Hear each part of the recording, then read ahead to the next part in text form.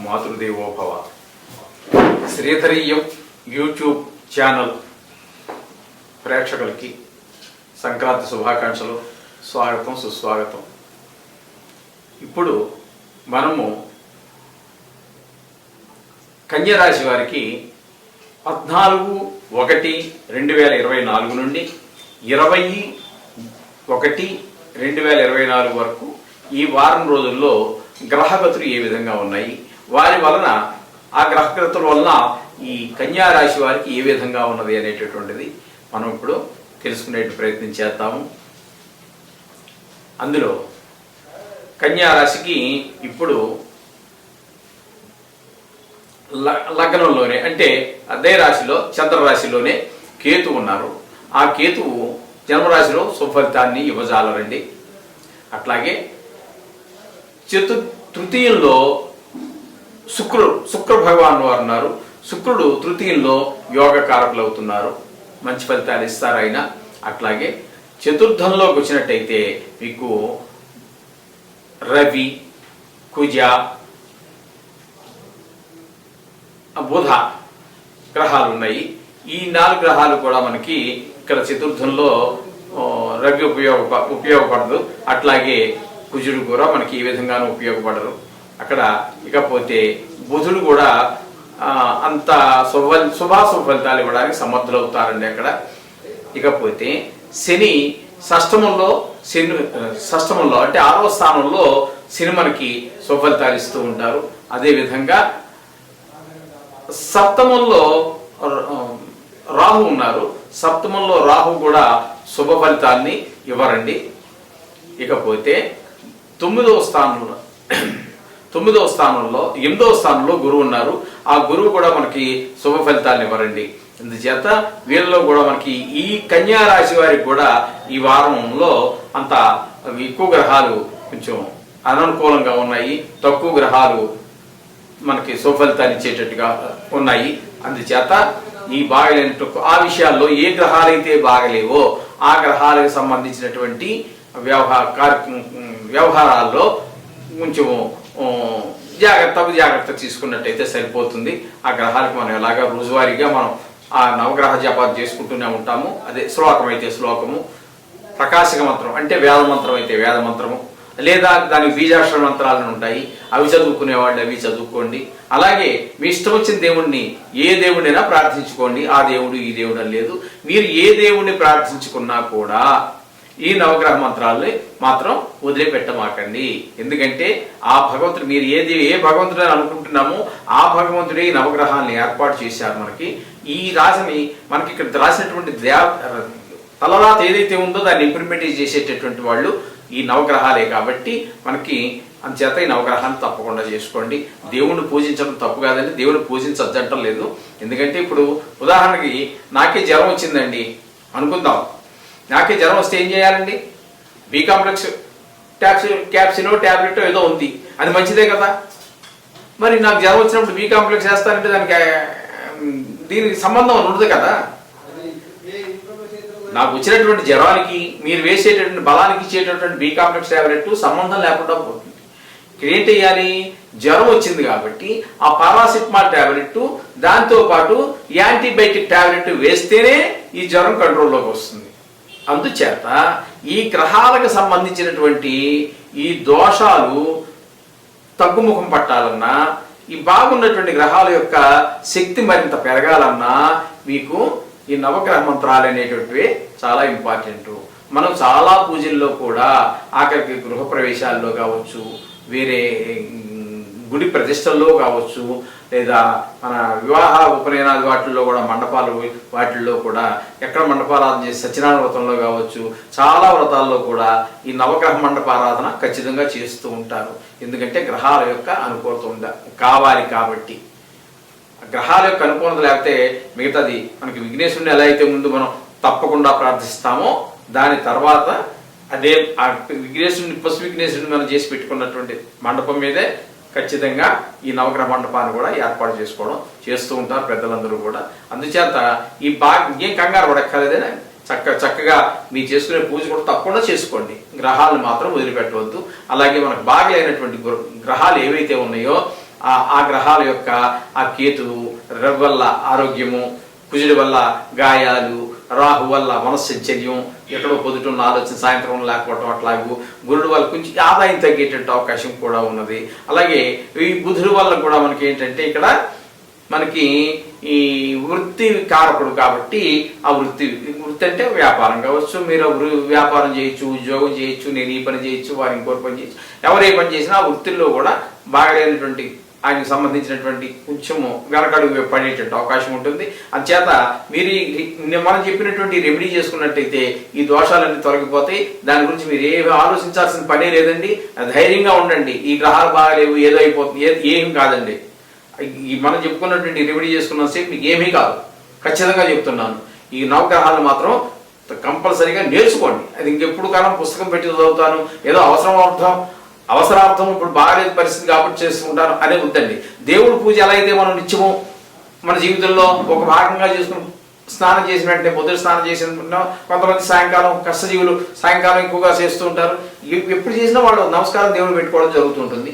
అలాగే విధంగానే మనం ఎప్పుడు మీరు స్నానం చేసినా మీ వీలుని బట్టి ఖచ్చితంగా ఈ నవగ్రహ మంత్రాలు లేదా బీజాక్షరాలు మరొకటి చెప్పుకోండి. లేదు చదువుకోని వారు ఇల్లిటరేట్స్ అంటే విద్యాభ్యాసానికే పోనటువంటి వారు ఉంటారు. వాళ్ళు ఏం చేసుకోవాలంటే ఏం కంగారు లేదండి. మనకు వారాలు ఎన్నైతే ఉన్నాయండి, ఆది సోమ మంగళ బుధ గురు శుక్ర శని, ఈ వారాల పేర్లే కదండి. ఈ గ్రహాల పేర్లు వాటికి వచ్చినాయి. అంచేత ఈ ఆదిత్యాయ సోమాయ మంగళాయ బుధాయ గురు శుక్ర శనిభ్యశ రాహు కేతులు అనేటటువంటి 2 కలపాలి దానికి. అవి ఛాయాగ్రహాలు కాబట్టి అక్కడికి 7 + 2 9 అయిపోయినాయి. ఇదే మంత్రం చేసుకోండి. ఆదిత్యాయ సోమాయ మంగళాయ బుధాయ గురు శుక్ర శనిభ్యశ రాహు. లేదు చాలు కూడా అక్కర్లేదు మీకు. సూర్య భగవానుడో చంద్ర భగవానుడో కుజ భగవాన్ అది కూడా చదువుకోనండి. వాళ్ళు ఏం చేస్తారండి, వాళ్ళకి అంత మాత్రాన మరి వాళ్ళకి మాత్రం ఇబ్బందులు కలగవా? వాళ్ళకి ఆరోగ్యాలు కొన్ని సందర్భాల్లో దెబ్బతినవా? వారికి డబ్బులు ఇబ్బంది రాదా?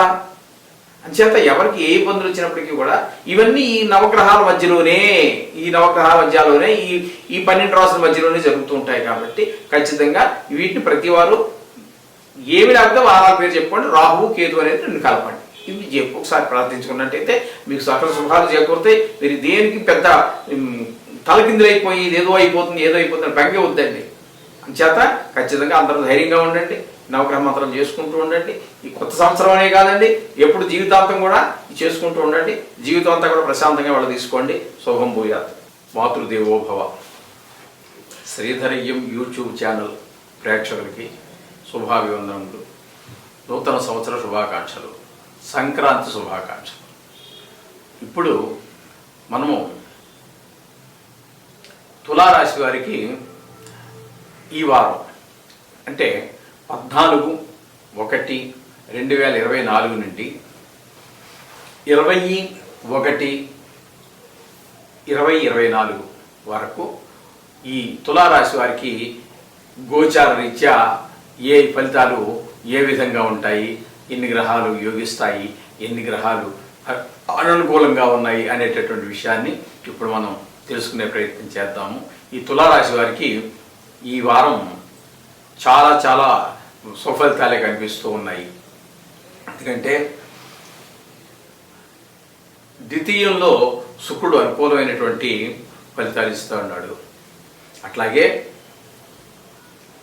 తృతీయంలో రవి కూడా చాలా మంచి ఫలితాలు ఇస్తూ ఉన్నాడు. అలాగే తృతీయంలో కుజ సంచారం జరుగుతున్నది. కుజుడు కూడా మంచి ఫలితాలు ఇస్తూ ఉన్నారు. ఇక ఆ రవి మీకు ఒక్కరోజు మాత్రమే ఉంటారు. ఆ తర్వాత ఆయన చతుర్థంలోకి మకర రాశిలోకి ప్రవేశిస్తూ ఉన్నారు. అక్కడి నుంచి ఆ ఫలితాలు వేరుగా ఉంటాయి. ఇక్కడ బుధుడిని తీసుకున్నట్టయితే ఈ బుధుడు తృతీయంలో మంచి ఫలితాలు ఇవ్వజాలరండి. ఇకపోతే పంచమంలో శనీశ్వరుడు స్వస్థానంలో ఉండటం చేత శుభ అశుభ ఫలితాలు 2 కూడా ఉంటాయి. శుభ అశుభ ఫలితాలు 2 ఉంటాయి. స్వక్షేత్రం కాబట్టి పూర్తి పాప ఫలితాలు ఇవ్వదు. స్వక్షేత్రం కాబట్టి కొంతవరకు మనకు చాలా ఊరట లభిస్తుంది. ఎక్కువ శుభ ఫలితాలు ఇవ్వడానికి అవకాశం కూడా ఉంటుంది. ఇకపోతే 6వ స్థానంలో అంటే మీనరాశిలో రాహు సంచారం జరుగుతోందండి. మీనరాశిలో 6వ స్థానంలో జరగడం అనేటటువంటిది రాహుకి చాలా చాలా శుభ ఫలితాలు ఇస్తూ ఉంటాడు. అట్లాగే సప్తమంలో గురువు కూడా ఉన్నారండి. అయినా సప్తమంలో గురువు ఉండటం వల్ల కూడా చాలా సుఫలితాలు ఇస్తారండి ఆయన కూడా. ఈ విధంగా మనకి ఇంచుమించుగా శుక్రుడు కానివ్వండి, రవి కానివ్వండి, కుజుడు కానివ్వండి, రాహు కానీ, గురువు కానీ అందరూ కూడా మంచి శని అటు ఇటుగా ఉన్నాడని చెప్పుకున్నాం కదా. సుఫలితాలు ఇవ్వడం వస్తాడు, కొన్ని సుఫలితాలు ఇస్తాడు. మొత్తం మీద 6 గ్రహాలు మనకి ఈ తులారాశి వారికి అనుకూలమైనటువంటి ఫలితాలు వచ్చేటువంటి అవకాశం ఉన్నదండి. ఇకపోతే ఒక బుధుడిని ఒక కేతువు మాత్రం మనకి అంత అనుకూలమైనటువంటి ఫలితాలు ఇవ్వజాలరు. మొత్తం మీద ఈ వారంలో వీరికి అన్ని రంగాల్లోనూ విద్యాభ్యాసం విషయంలో కానీ, ఉన్నత విద్యల్లో చదువుకునే వారికి కానీ, మామూలు చిన్న చిన్న చదువులు చదువుకునే వారికి కానీ, వృత్తిలో కానీ, వ్యాపారాల్లో కానీ, ఉద్యోగంలో కానీ, బంధుమిత్రులతో కానీ, ఫ్రెండ్స్తో కానీ, ఆర్థిక విషయాల్లో కానీ, ఆరోగ్య విషయంలో కానీ, ఒక కలేజా చూపించడంలో కానీ, కలేజా అంటే ఏదో కొట్లాడటం అని కాదండి, ఆ విధంగా ఉండడం కానీ, మనసు నిర్మలంగా ప్రశాంతంగా ఉండటం కానివ్వండి, బంధుమిత్రులందరితో కలవడం కానీ, వాళ్ళతో సంతోషంగా గడపడం కానీ, ఆ విధంగా ఏ విధంగా చూసుకున్నప్పటికీ కూడా మనకి ఈ తులారాశి వారికి ఈ వారం అత్యంత శుభప్రదంగా కనబడుతోందండి. అందుచేత ఇక మనకి కొంచెము అననుకూలమైనటువంటి గ్రహాలు మాత్రం ఒక బుధుడు, ఒక కేతువు మాత్రం కనిపిస్తూ ఉన్నాయి. ఆ రెండింటికి కూడా కొంచెం ఏదైనప్పటికీ కూడా మొత్తం మీద మన నవగ్రహాల యొక్క ప్రార్థన ప్రతిరోజు చేసుకుంటూనే ఉన్నాము. అదే విధంగా కానివ్వండి, అది అంత మాత్రం చేత బాగుందని చెప్పేసి ఏదో మీద నుంచి ఇంత బంగారం వచ్చి మీద పడుతుందనో మరి ఏదో అయిపోతుందని అనుకోక్కర్లేదండి. ఏది కూడా ఎంతవరకు జరగాలో అంతవరకు జరుగుతుంది. మరి ఏదో ఎగిరి గెత్తేయాల్సినంత పని ఉండదండి.